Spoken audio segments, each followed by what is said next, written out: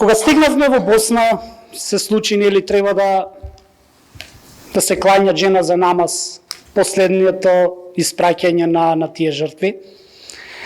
И една од сеќавањата што ќе ми останат во глава е оđата кога ги прашува им халалите ли.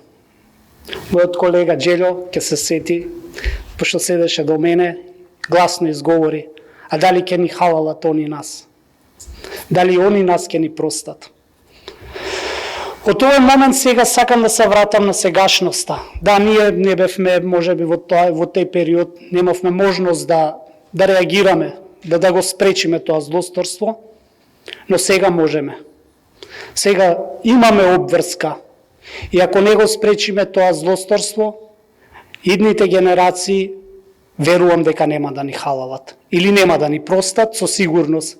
Затоа што тие што тогаш во тој период, можеби сега можам да си кажам, окей, немавме можности да реагираме, да го запреме тоа зло, но сега ако не го запреме, ја верувам дека тие луѓе нема да ни халалат, нема да ни простат, а нема да си простиме ни самите себе.